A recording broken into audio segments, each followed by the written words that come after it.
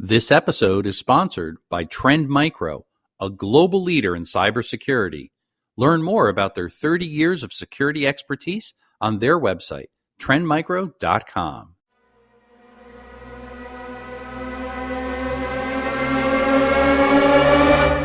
My guest today is Bill Mallis, the Vice President of Infrastructure Strategies at Trend Micro. Bill helps clients achieve an effective information security posture spanning endpoints, networks, servers, cloud, and the Internet of Things. During his 4-decade IT career, Bill has worked as an application programmer with the John Hancock Insurance Company, an OS developer, tester, and planner with IBM, a research director and manager at Gartner, and served as CTO of Waveset. He ran his own consulting business providing information security, disaster recovery, identity management, and enterprise solutions. Bill has over 160 publications and has spoken at numerous events worldwide. Bill, so glad that you could join us, and we're curious to find out your cyber fear. What keeps you up at night? The thing that worries me the most is my friends and regular people sometimes not doing the right thing because the way we've set stuff up makes it hard to figure out what the right thing to do is, and thereby putting themselves, or their families, their business, their lives, their fortunes, their sacred honor at risk. That's what worries me the most. Yeah, and that makes sense. A lot of people don't think about that, but that's certainly true. Now, we talk a lot about the metaverse. I see that the buzzword everywhere on the internet, and news programs, and all the different things that I read there. And of course, Facebook rebranded their company last year or so, known as Meta now. So maybe when we think about this, I often associate it to the internet or virtual reality or augmented reality. Maybe you could just break it down for us a little bit. Help us understand, what is this metaverse that everybody's talking about? Well, the reason they called it the metaverse was because in 1992, Paramount patented, or rather trademarked, the word holodeck, because that's really what they're talking about. They're talking about an environment that is as close to real as you can get. And if you've seen the recent chatter about Mark Zuckerberg's avatar, you know how far that is to something like a real life experience that's provided by way of a computer simulation. So it's beyond augmented reality. It's actually a complete immersive experience. And that's got some wonderful possibilities. It's also got some incredibly profound risks, as any new media does. It's interesting. In fact, let's talk about that a little bit then. So obviously there's some cybersecurity concerns. Security always comes up with these type of things. What are some of the concerns maybe that stand out in your mind when you think about the metaverse and all the things that it does involve? Well, the metaverse is particularly appealing because it allows me to escape my, everyday humdrum life. So I will step into the metaverse maybe for an educational experience, or maybe to meet a friend, or maybe to do a job, complete a task. And in the course of doing that, I'm going to be interacting with a set of devices that are going to be giving me, visual and auditory, and maybe in some future time, tactile feedback. But at the same time, in order to be authentic, these devices are going to have to monitor my responses. And this gets into some very troubling things having to do with privacy. We know from research in psychology that people react very quickly to a momentary stimulus. In fact, horror films in the 1950s were remarkable in that they would insert a single frame of a horrific image that would upset the people in the audience, even though they didn't consciously see what it was. Wow. Vance Packard wrote a book called The Hidden Persuaders that talked about this being used in TV advertising. Well, the point is that if I'm playing, Myst or something, I'm concentrating on this world. And if in the course of that, an advertiser sneaks in a picture of, let's say, a sheep, and I have a micro expression of a smile, the sensor now knows that I have a fondness for sheep. But the interesting thing is I don't, because that occurs below the level of perception.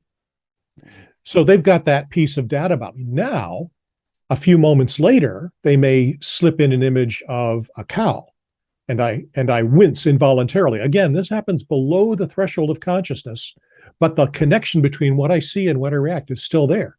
So now the advertiser knows that I like sheep and I dislike cattle. What does that do for me? It means if I'm going to be looking at a stream of a political debate, and this advertiser has access to that content, that while they're focusing on candidate A, they can slip in an image of a sheep, and I'll go, oh, she's a nice lady. And while they're talking about candidate B, looking at him, they slip in an image of a cow, and I think, oh, he's creepy, right? Because of this very, very subtle way in which this technology can detect my very, very deepest likes and dislikes, my fears, my griefs, my shames. This gives an enormous wealth of information, not only to people who want to sell me soap, but to people who want to start social movements moving, for people who want to sway my vote on a particular issue. And this is terribly concerning to me. It has to do with the trustworthiness of the media. And I mean, we all have had the experience where Facebook occasionally goes into a spasm and every third element of the news feed is an ad. In my case, sometimes the majority of them seem to be not only in a language I don't speak, but in a script I can't read. But the point is that as they get better at this, these channels will become more persuasive. And that tends to rob us of operational freedom of choice. It robs us of the ability to intellectually inquire, to think critically about what it is we're seeing and what we do. And that worries me. So now let's just shift gears for a second, maybe, Bill, and I want you to think back maybe the pandemic, which we've all kind of been suffering through here, and this mass adoption of the shift to the remote workforce. And I was thinking about it, how that is so effective for cyber criminals to find ways to exploit different vulnerabilities. I was wondering what your thoughts are, maybe contrasting that to the metaverse. Is that same type of thing going to happen, or is it happening? What do you think? My concern is that it will happen. It's happening a little bit now because people are stepping into a bit of the metaverse. I mean, the use of Zoom, right?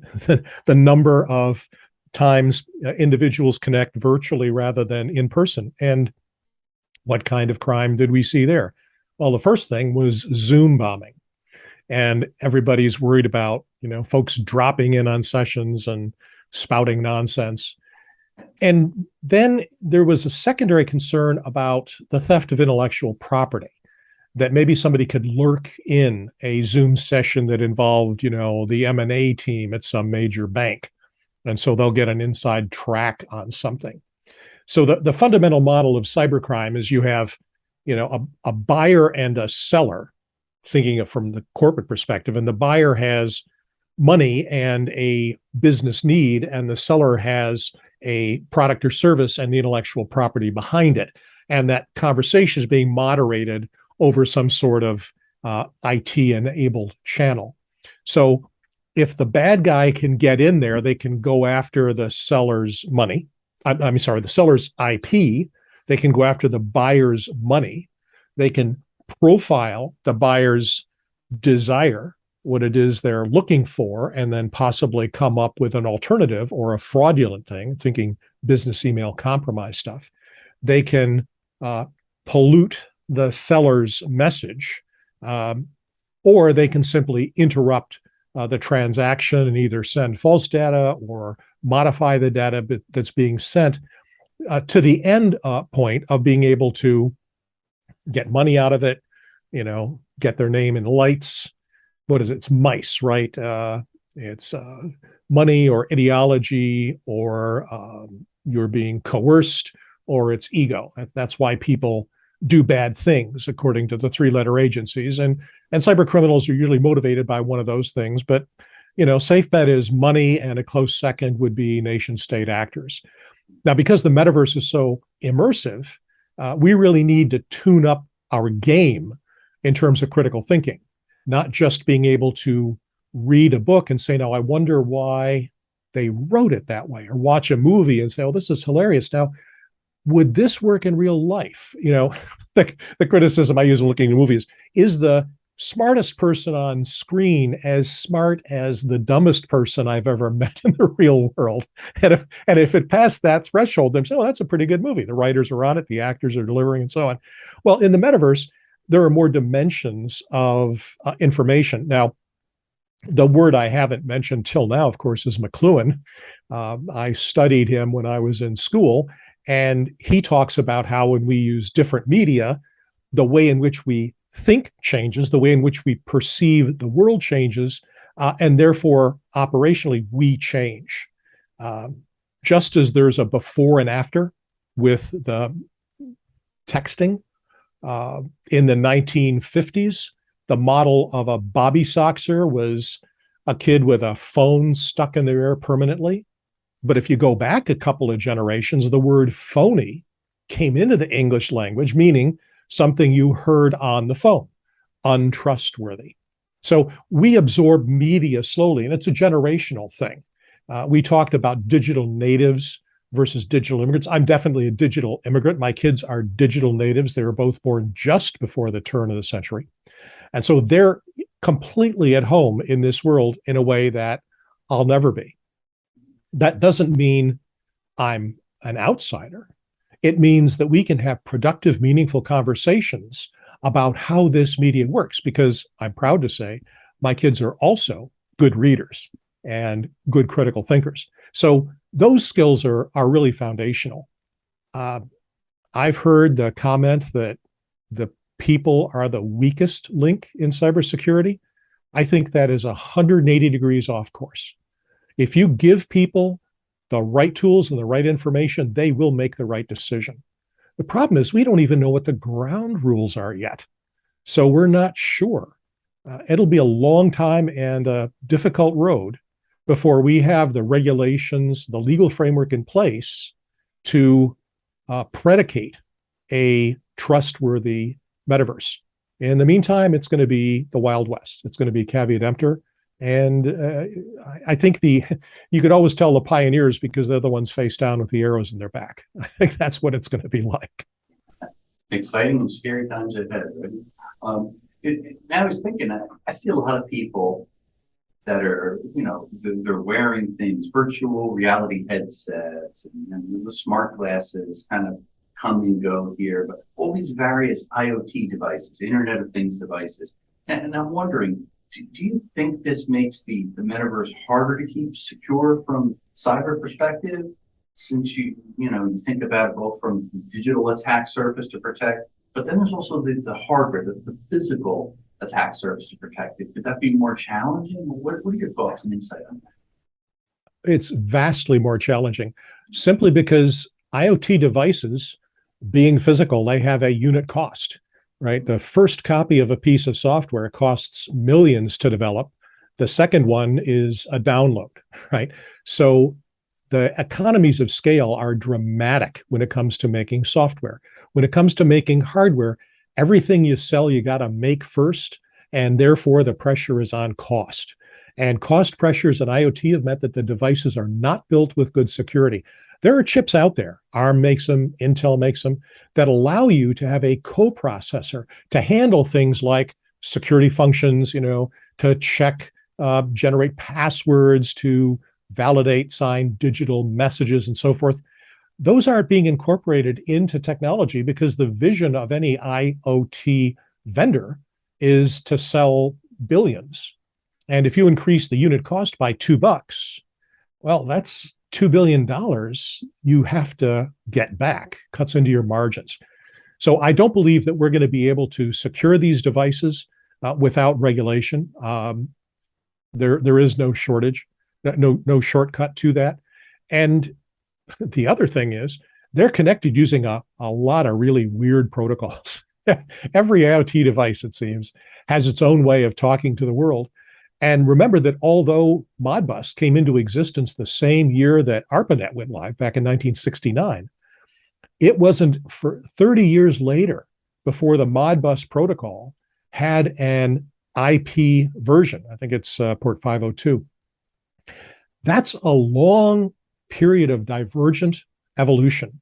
And when you take a look at the protocols that are used by IoT devices, whether it's CAN bus, which is used in cars and aircraft, there's just an awful lot of very primitive and not well thought out security, because the goal of IoT, like any industrial system, is to make it safe and to keep the service running. That's orthogonal to the security principles of, I want to keep it secure, I want to keep it confidential, I want to maintain the integrity, I want to make it available. Those are entirely different things. And those two different mindsets mean when you blend those things, you create a extremely heterogeneous environment. Now, I do not believe in the convergence of IT and OT. I am not going to be filling out my 1040 on an industrial robot, and I will not be using my PC to drive my car. Thank you very much. They will remain separate. But as the amount of networking between them increases, the security considerations multiply and the attack surface grows exponentially. Bruce Schneider had a wonderful comment. He said, we are working as fast as we can to put sensors everywhere. How fast is the traffic? How many people are in the elevator? Is the building warm enough? And we consolidate that data into these great global minds, analytical engines taking a look at, well, where will the next car come? When will the next pedestrian arrive? When will the next person approach the elevator? And so we've got sensors and analytical components, and then we've got these actuators to speed the car up or slow it down, to warm the building up or cool it down. And his point is that when you combine sensors and intelligence and actuators, you're building a planet-sized robot.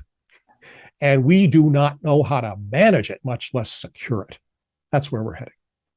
That's right. And he's got some brilliant thoughts. I love his books, Bruce Schneider, and I met him up at Black Hat, I guess it was last year, and very, very insightful individual, that's for sure. So certainly appreciate you sharing that with us. Hey, Bill, maybe you could help our viewers understand a little bit better. If they want to reach out and chat with you or learn some of the great things that you've been involved in at Trend Micro, what are some of the best ways to connect with you and chat some more?